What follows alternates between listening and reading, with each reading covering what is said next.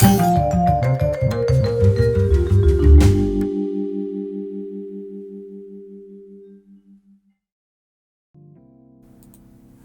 up in this episode, we'll be talking about Vivendi. Now, Vivendi is a major French company that primarily focuses on digital entertainment and media services. They have a broad portfolio of business in music, television, film and video games, making a significant player in the global media landscape. So welcome back to another insightful episode of Tech I Spy. Today we're going to be doing our usual comprehensive SWOT analysis to decode the investment potential of a company called Vivendi. We'll be looking at the dynamics, the financials, the strategic positioning, and of course any investment potential there may be for all of you out there who are struggling to work out which companies to invest in. So to say that Vivendi is a big company is a bit of an understatement. It has well-known subsidiaries which include Universal Music Group, Canal Plus Group and Gameloft, amongst many others. These companies cover a wide range of activities from music production, publishing to television broadcasting and mobile gaming. This is a French company. It's headquartered in Paris, but it operates of course in various markets worldwide, leveraging a broad array of content and media services, which I thought after last week's episode on Trump would be a bit more calm and interesting for everybody to look at. So it's another one of those really interesting companies that was founded a long time ago, has gone through various kind of changes over the years. From my research, it was founded sometime around 1853 and was initially engaged in water supply of all things. Massively transformed obviously from being that company into a company that specializes in technical media, social media, digital media, all these various media companies. Very interesting to look at, and the reports on the share prices being in a strong position make it something interesting to look at. So as usual, we'll do our SWOT analysis, the strength of the company, the weakness of the company, the opportunities in the market for the company, and any threats to the company from the market. So we'll start off from there. So the company's strengths are rooted in its comprehensive portfolio across a wide media and entertainment industry in multiple languages across multiple continents, where it engages in content creation, media services, communications, as we've already stated. The key component of Vivendi's success appears to be this huge presence and media value chain in which it can move content between various services and leverage that to its advantage, essentially. If you're looking at the type of projects and products that it's able to put out there, Universal Music Group is probably the biggest one, having thousands of stars over the years of artists, songwriters in what can only be described as an extensive catalogue. Definitely one of the big three out there, alongside probably Warner's and I would say maybe Virgin. Virgin certainly in the early days anyway. Canal Plus is a major player across Europe, significant investment in many TV series around the world. Gameloft is a relatively new one in the video game industry, concentrating mainly on mobile games. And mobile games is the fastest growing game industry out there at the moment, given how many games are being converted from old game systems onto mobile phones at the moment.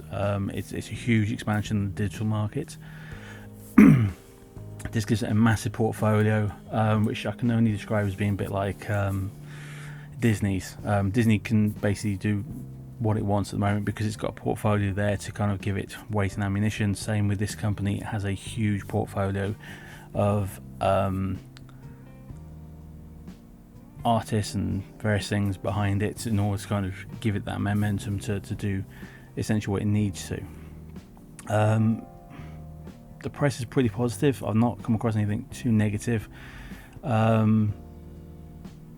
It can demonstrate some adaptability, I think, in forward-thinking approach. It isn't doing excessive politics. It's just basically concentrating on the artists that are out there. So When we look at the subsidiary highlights for the Canal Group, it has a robust subscriber growth and innovative content without being overly problematic. It has partnerships with Viacom CBS, which allows it to broadcast movies in France within the 6-month window after theatrical release. It's considered to be one of the largest publishing players in the French market. Now, you wouldn't think the French market is that big, but you think how many countries around the world actually speak French. This gives it a huge market outside of Europe. You've got countries in Africa, you've got countries in North America, you've got states in North America, cities around the world, and French citizens around the world who all speak French, who are absorbing this content all the time. And of course, a lot of this content is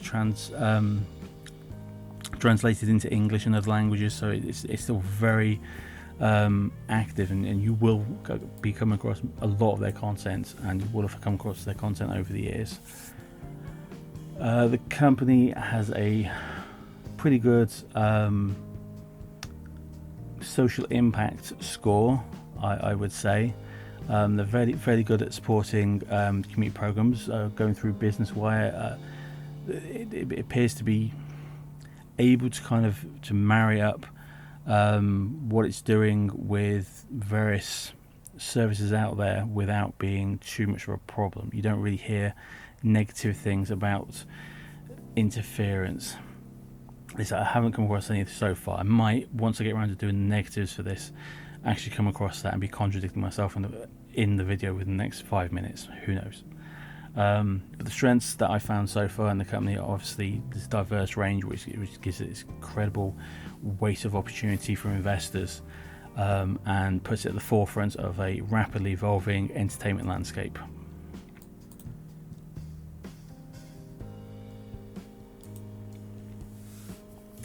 Now, if we look at some of the negatives against the company, the challenges, the criticisms that are being thrown at it, obviously it's always the financial outlook. Following the divestiture of its major asset, the Universal Music Group, there's obviously been some structural changes. The shift was a new focus in media segments and broaden its international expansion. These transitions have led to financial scrutiny, with agencies like Moody's and Fitch revising Vivendi's outlook to a negative due to concerns over the company's financial health post the UGM spin-off. Now, I'm not entirely sure how much that's going to affect the company. I wasn't originally, and I think I've already quoted this in the strengths, that this was a major asset of the company. But who knows how this is going to go. I think the rest of the portfolio there is incredibly strong still. The company obviously is competing in a highly competitive segment of the media and technology world, and it's got huge competitors out there like Deloitte, Accenture, and the Publicis Group within the French-speaking world. But the brand reputation there is still quite strong, although it's that brand reputation, if it is over aligned with the celebrity endorsements, the missteps in that area can lead to conflicts of interest and extend negative publicity towards the company. Luckily, it's not in that position yet, but it is there on the horizon, and I must warn you about that. But that's it. Those are the weaknesses. It's not in the same position that Disney's in. It's not the same position that other American companies are in. It's just basically struggling to make sure it's got cash in the right place, and hopefully it will maintain a great position because of that. Now, one of the things we could be looking at is a further divestment of the company, with management board as recently as December of last year coming together talking about splitting the company up into numerous entities, which could look like Canal Plus, Havas, and a few of the other ones basically being listed separately from the actual company itself, which will bring obviously a lot more company into the actual network and family of companies that were there. But any initial investment in this company and the shares of this brand name could have a huge downbeat in the future. It really depends on what they're choosing to do. So if you are going to invest, keep a very close eye on the company's press releases. Any ideas that people have about being a huge upswell in share price, I would look at with great deal of negative thoughts. I would do my research first, and if you are going to invest small, not big.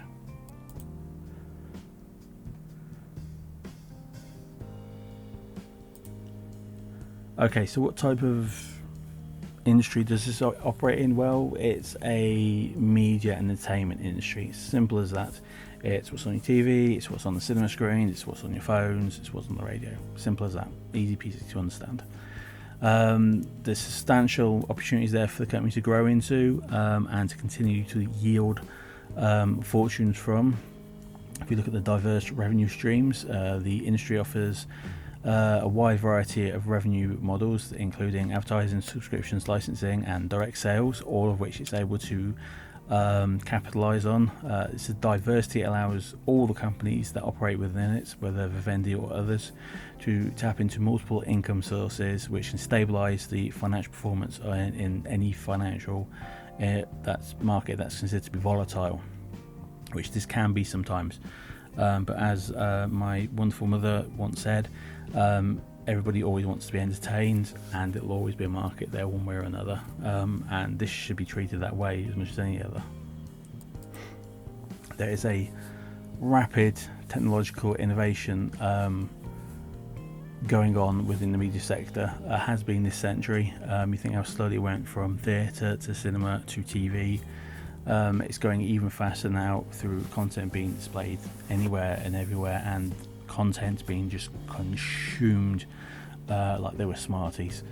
Any company that's got a decent catalogue in that kind of industry is going to have a permanent income stream, of which Vivendi is one of them, and can leverage against this and the technologies that are operating within it by the looks of it. The global nature of the media and entertainment industry allows companies to operate across borders, although a lot of censorship might interfere with that.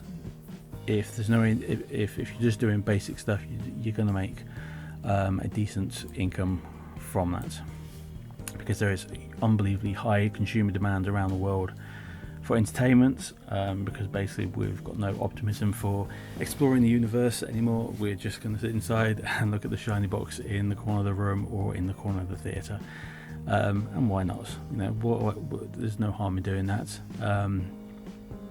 It gives it a lot of opportunities. Yes, we'll go with that.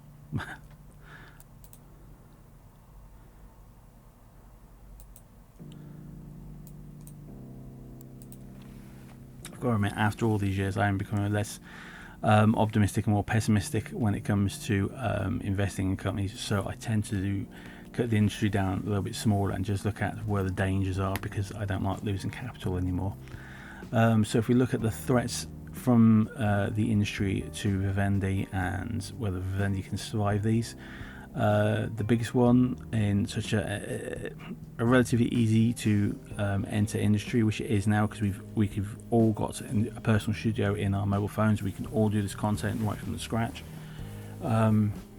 This makes the industry fiercely competitive and subject to brand reputation.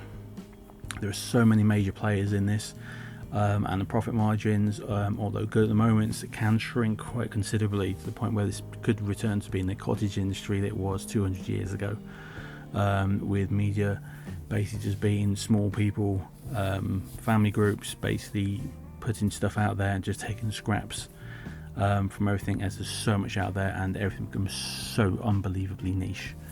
At the moment, Vivendi's main competition are global powerhouses such as Disney, Netflix, Warner Media.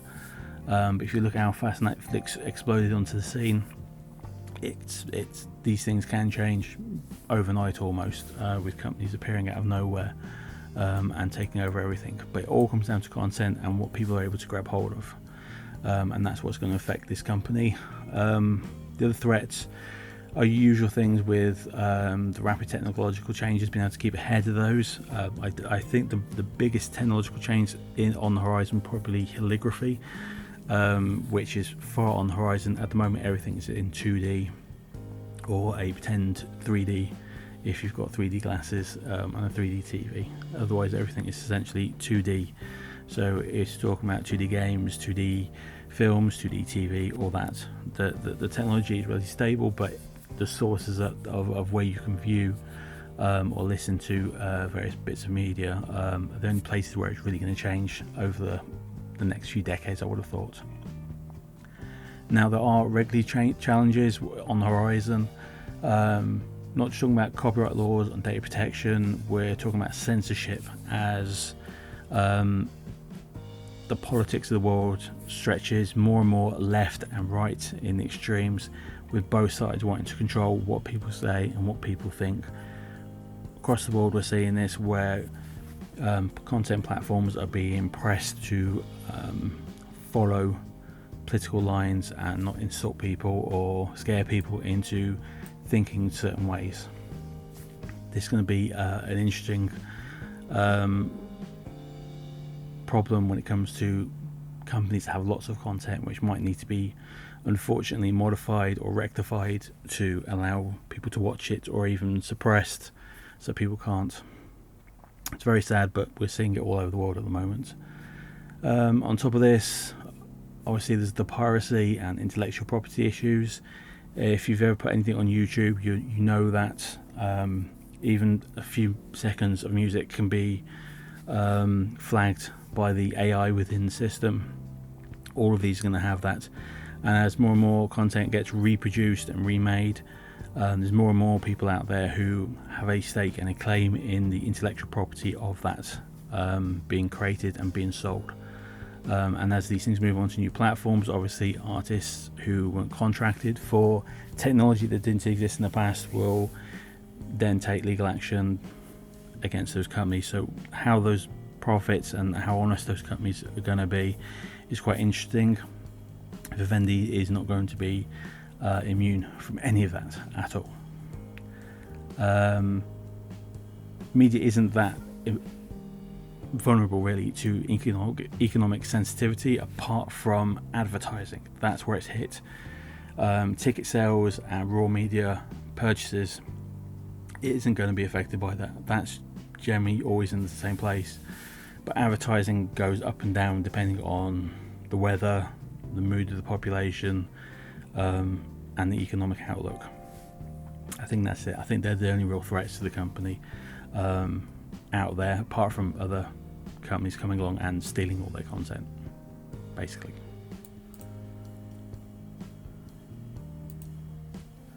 So in conclusion, Vivendi is a very large French company which owns a lot of subsidiaries that may or may not be split off in the future, having already departed from certain music parts of its own conglomerates. If you're thinking about investing, just remember you're investing in Vivendi, the name itself, and if it splits off too much, you're not going to get anything from it at all. It's an interesting, it could be very, very well done in the future, and you might make a fortune off it. I don't know. Do more research on the company yourself. With you happy with the investment. Please ignore all the people out there that are saying that it's going to go through the roof and it's going to have 40-50% up swell on it. It might not, but the potential for it splitting off and share prices dropping significantly are very real and very possibly there. But otherwise, it's a great company. It has a beautifully huge portfolio, which I'm always very happy with. Most of the stuff that I've watched from Canal Plus in the cinema has been great over the years. I'm not going to name any, I'm not going to sell any of them here, but it's definitely an interesting company to invest in, and definitely well worth looking at. Okay, that's it for now. Thank you for watching. Hope you enjoyed this very quick insight into a non-Nasdaq company. It is a tech company that is going to have some changes over the future. But thank you for watching. Hope you enjoyed it. Please subscribe, please like, and please come back next week for another insightful SWOT analysis of a company you may never have heard of. Bye bye for now.